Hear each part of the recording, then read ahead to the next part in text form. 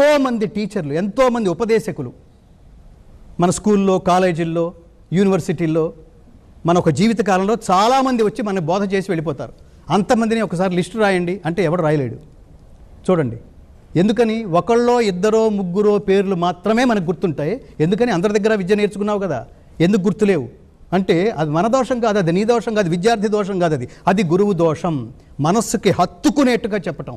కాబట్టి ఈ స్ఫూర్తితో ఏమిటంటే ప్రతి ఒక్కడు ఇంకొకరిని డీల్ చేసే పద్ధతిని భగవద్గీత చెప్తుంది. కాసేపు వీటితో మాట్లాడితే బాగుండు, ఇంకాసేపు ఉంటే బాగుండును, ఇన్ఫర్మేటివ్గా ఉంది, నేనేదో ఇవాళ నేర్చుకున్నాను, దీన్ని రేపటి నుంచి నేను దీన్ని ఇంప్లిమెంట్ చేయడానికి నేను ప్రయత్నించాలి అనేంత స్ఫూర్తి భగవద్గీతలో శ్రీకృష్ణ పరమాత్మ ప్రతి మహద్వాక్యంతోనూ చెప్తాడు. అలా స్పర్శించేది కాబట్టే భగవద్గీత వయస్సు ఎంత? 5122 సంవత్సరాలు ఉన్నాం. ఏంటిది సాధ్యమైంది? పబ్లిసిటీ ఇమ్మని ఎవరు అడిగాడు ఆయన?